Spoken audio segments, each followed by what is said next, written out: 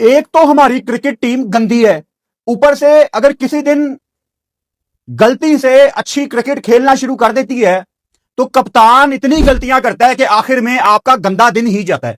मैं कहना यह चाह रहा हूं कि पाकिस्तान बांग्लादेश के दूसरे टेस्ट मैच का पहला दिन आज कंप्लीटली बांग्लादेश के नाम रहा है।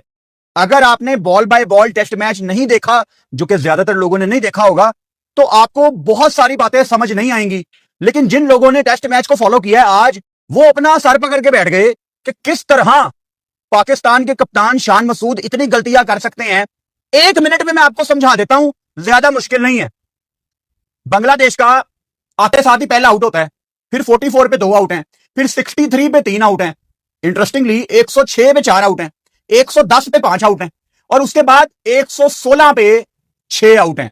जिस टीम के 116 पे 6 आउट हों, यानी आपने उनकी आधी से ज्यादा टीम को वापस पवेलियन भेज दिया 116 पे। अब तो आप उनको 150 पे पकड़ोगे ना, लेकिन नहीं भाई, हमारी किस्मत खराब है क्योंकि हमारे कप्तान है शान मसूद। अब आपके सामने ये ग्राफिक मौजूद है और आप नीचे आ जाओ। ताइजुल इस्लाम और लिटन दास की 60 रन की पार्टनरशिप, नीचे फिर तस्किन अहमद और लिटन दास की 38 रन की पार्टनरशिप, 38 रन की पार्टनरशिप, और फिर जाते जाते शरफुल इस्लाम और लिटन दास की 64 रन की पार्टनरशिप। पाकिस्तान टीम ने ना मजाक बनाया हुआ है, टेल एंडर्स को पार्टनरशिप लगवाई जानी है, लगवाई जानी है, लगवाई जानी है। कहीं पे गेम को कंट्रोल करने की कोशिश ही नहीं की शान मसूद ने। जब आपके 116 पे 6 आउट हो गए हैं, अब Liton Das is the only non batter जो अकेला खड़ा हुआ है। अब लिटन दास की कोशिश क्या होगी कि मैं चौथी या 5वीं बॉल पे ना आखिर में एक सिंगल ले लूं ताकि अगला ओवर मैं फेस करूं। And guess what, Shan Masood ने पूरे टेस्ट मैच में लिटन दास को प्लेट में रख के उनका 100 करवाया।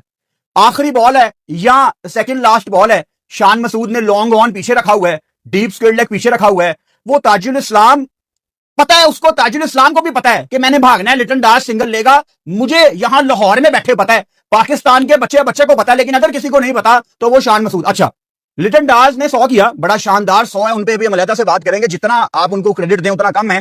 लिटन दास खेल रहे थे 53 पे, खुरम शहजाद का ओवर था। अभी ऑब्वियसली डैमेज इतना ज्यादा नहीं हुआ था बिकॉज बांग्लादेश 191 फॉर 7 था उनका स्कोर उस टाइम, और उन्होंने 278 किया है, मतलब 280 मान लो। 191 और 278 में जमीन आसमान का फर्क है। खुरम शहजाद बॉल करते हैं और लिटन दास का क्लियरली ग्लव लगता है, क्लियरली ग्लव लगता है। रिजवान साहब ने खास अपील नहीं की। शान मसूद ने कहा कि मुझे हल्की सी आवाज आई है, लेकिन पाकिस्तान ने रिव्यू नहीं लिया। बाद में वो बड़ी स्क्रीन पे आया, सारे बांग्लादेश फैंस हंस रहे थे हम पे कि यार ये क्या लोग हैं।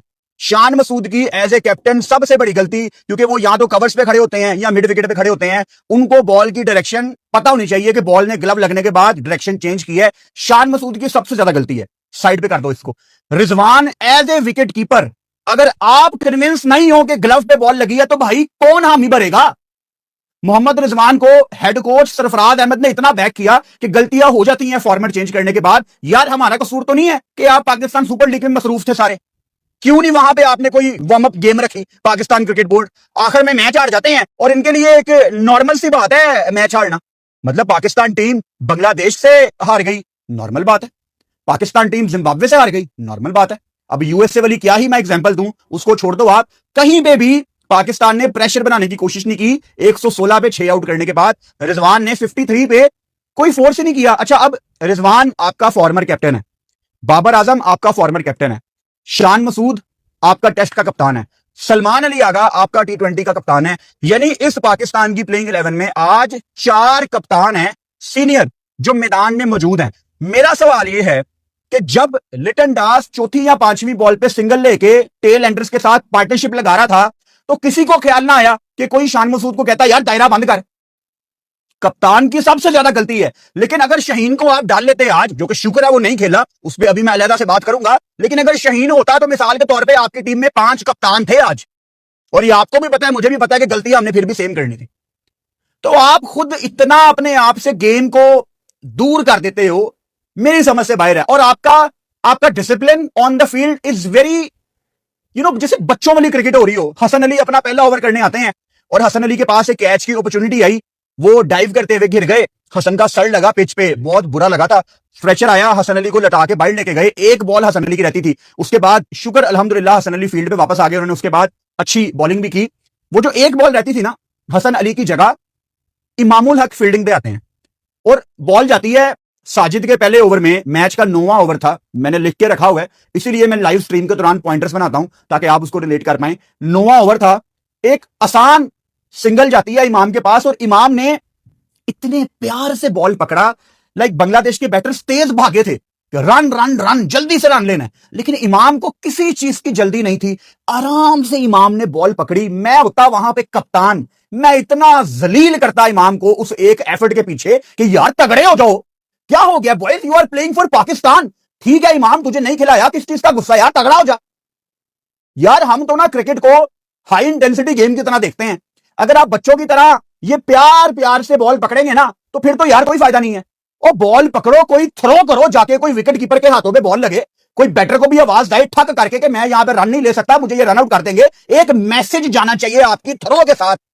ये बच्चों की तरह थ्रो पकड़ते हो और आराम से ऐसे पकड़ाते हो, ये ले, ये क्या है यार, ऐसे होती है इंटरनेशनल क्रिकेट यार। पता नहीं यार ये इंटरनेशनल क्रिकेटर है भी है कि नहीं, बस कुछ करते कराते भी नहीं है 8-8 9-9 साल और फिर भी खेलते रहते हैं। तो किस्मत हो तो इनके जैसी हो। फिर हमारे कप्तान पे वापस आ जाते हैं।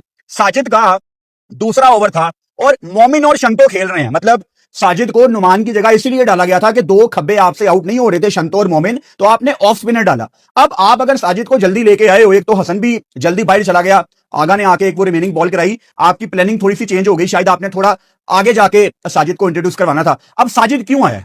मोमिन और शंतो पे प्रेशर डालने के लिए। ठीक हो गया, जब साजिद आता है आपका लॉन्ग ऑफ पीछे होता है। How is this possible? ये किस तरह हो सकता है कि आपने ऑफ स्पिनर खिलाया है प्रेशर डालने के लिए और आपने फिल्डर बाउंड्री पे रखा हुआ है? मुझे कोई समझा दे अगर मैं गलत गेम को रीड कर रहा हूं। How is this possible? और अगर शान ये गलतियां कर रहा है तो सरफराज आप क्या कर रहे हो यार एज ए हेड कोच? और ड्रिंक्स के बहाने कोई पैगाम भेज दो, कोई हेलमेट के बहाने कोई पैगाम भेज दो यार। शान तो सबसे ज्यादा जिम्मेदार है, लेकिन सरफराज क्या कर रहा है, रिजवान क्या कर रहा है, आगा क्या कर रहा है, बाबर क्या कर रहा है? ये फॉर्मर कप्तान है सारे। पता नहीं यार, या मुझे बहुत ज्यादा क्रिकेट समझ आना शुरू हो गई है, ये फारग प्लेयर है। खैर लंच फिर भी आपके नाम था। अच्छा आप थोड़ा मजीद शुरू से शुरू करते हैं, शुरू से शुरू कर लेते हैं।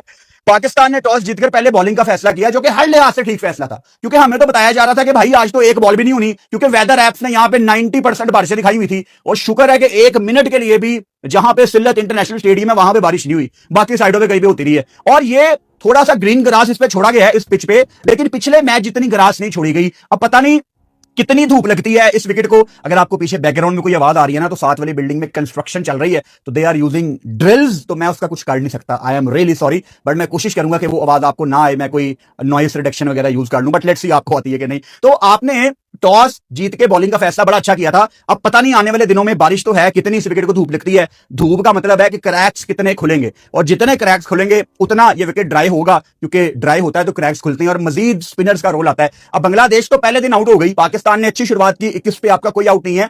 सो आप कह सकते हो कि पहले दिन अगर एक टीम ऑल आउट हो गई है ना, तो शायद आप डिसीजन की तरफ चले गए हैं। वो पिछले मैच की तरह नहीं कि लंबी बैटिंग हो गई, आप शायद डिसीजन की तरफ चले गए हैं। सो यहां पे पाकिस्तान ने टॉस जीतकर पहले बॉलिंग का फैसला किया और 3 चेंजेस पाकिस्तान ने किए। आपने इमामुल हक को बाहर कर दिया, जिनकी जगह बाबर आजम आ गए, लेकिन बाबर आजम अपने नंबर पे खेलेंगे। ओपनर अब्दुल्ला फजल हो गए, क्योंकि पिछले मैच में उन्होंने 1 डाउन बैटिंग की थी। अजान उवैस और अब्दुल्ला आ गए आपके ओपनर। शहीन शाह अफरीदी की जगह आपने खुरम शहजाद को डाला, और खुरम शहजाद ने आपको साबित किया कि भाई वो पहला टेस्ट मैच भी डिजर्व करते थे। और नुमान की जगह इन्होंने साजिद खान को डाला। मैं पिछले मैच में भी ये जिक्र कर रहा था कि क्या पाकिस्तान ने ट्रिक मिस नहीं किया, क्योंकि इनकी बैकबोन है इनके ये 2 खब्बे, शायद वही। हालांकि नुमान ने बुरी बॉलिंग ऐसे ही पाकिस्तानी मजेदार वीडियो देखने के लिए चैनल को लाइक एंड सब्सक्राइब करें। धन्यवाद। नहीं की पिछले मैच में, वो विकेट आखिर में जाके स्पिनर्स के काबिल हुआ है, इसलिए ही bowled well later on in the game. और वैसे भी 36 ओवर आपके कप्तान ने नुमान को बॉलिंग ही नहीं दी, जिस पिच पे मिराज ऑफ स्पिनर ने पंजा लगाया था। तो गलती तो आपके कप्तान की भी बहुत ज्यादा है। कभी कभी एज ए बॉलर आपका कप्तान आपसे बहुत बड़े काम ले लेता है। जैसे अच्छे दिनों में मोहम्मद रिजवान मुल्तान सुल्तान्स का जब कप्तान था, वो खुशदिल शाह से विकेट निकलवा लेता था। तो कभी कभी जब आप स्ट्रीट स्मार्ट कैप्टन होते हैं ना, आपके कप्तान को पता होता है कि मैंने आपसे क्या काम निकलवाना है। खैर पाकिस्तान ने बड़ी जबरदस्त शुरुआत की, अब्बास ने बड़ी जबरदस्त शुरुआत की। आते साथ ही उन्होंने मैच की दूसरी बॉल पे आउट किया महमूदुल हसन ज्वाई को, और बड़ा जबरदस्त सलमान अली आगा ने स्लिप पे वो कैच पकड़ा। और उसके बाद बांग्लादेश की टीम उस तरह से संभल ही नहीं पाई, क्योंकि दूसरे एंड से खुरम शहजाद भी बड़ी ठीक जगह पे बॉल कर रहे थे। खुरम शहजाद की एक चीज नहीं मुझे समझ आई, he started with around the wicket.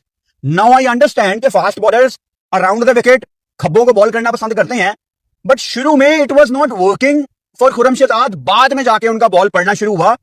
I don't know, former cricketer अगर ये कोई वीडियो देख रहा है वो शायद बता सकता है. I think right arm fast bowler को ओवर द विकेट ही शुरुआत करनी चाहिए, स्पेशली खब्बे को, क्योंकि over the wicket right arm fast bowler naturally ज्यादातर बॉलर्स की बॉल पड़ के बाहर निकलती है. आपने 3-3 स्लिपें रखी हुई हैं और इतनी जबरदस्त क्लाउडी कंडीशंस थी, ये गुड लेंथ में बॉल पड़ के बाहर निकल रहा है, ये स्लिप लगेगी.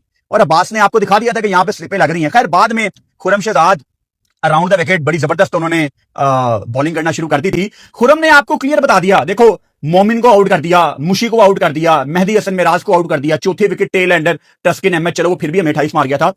खुरम ने आपको क्लियरली ये साबित कर दिया कि भाई पहले मैच में उसको ना खिला के आपने बेसिकली पाकिस्तान के साथ ज्यादती की है.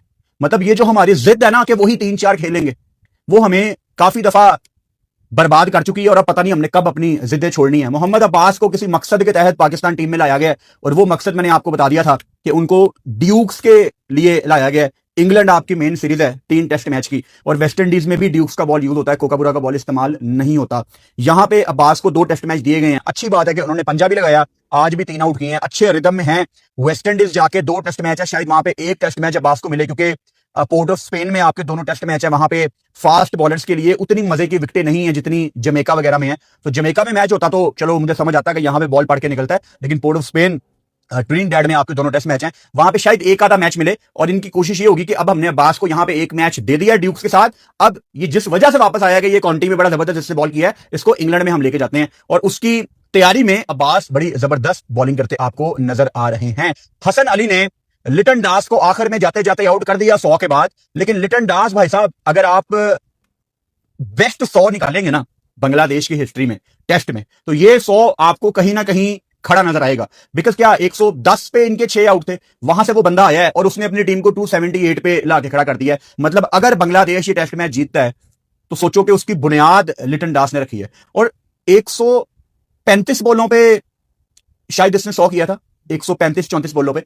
आखिर में 159 बॉलों पे 126. मतलब थोड़ी आपको रन बॉल वाली वाइब भी आ रही थी नॉक में. He was going for runs, 2 छक्के 16 चौके, और जो सिंगल्स हमारे कप्तानों ने दिलवाई हैं उसकी तो क्या ही बात है. आपने अगर अर्ली ऑन शंतो को आउट कर दिया ना, अब्बास को आप यहां पे क्रेडिट दें, मोहम्मद रिजवान ने कैच पकड़ा, बस लीव कर रहा था शंतो, वो बॉल थोड़ा सा लो रहा और रिजवान ने वो एक अच्छा लो कैच पकड़ा. वो बहुत बड़ी विकेट थी भाई. शंतो इस टाइम बहुत जबरदस्त फॉर्म में है, WTC में बांग्लादेश की तरफ से सबसे ज्यादा रन्स. और अगर फिर नीचे आप लिटन दास से 100 खा गए हैं तो यार हमारी गलती है. अब पाकिस्तान को कितने महीने हो गए हैं, बल्कि कितने साल हो गए हैं कि हमारे ऊपर प्रेशर डलता है और हम उस प्रेशर को मजीद अपने ऊपर ले लेते हैं. अगर हमने 6 आउट कर दिए हैं, अब चाहे वनडे है, टेस्ट है. ऐसे ही पाकिस्तानी मजेदार वीडियो देखने के लिए चैनल को लाइक एंड सब्सक्राइब करें. धन्यवाद.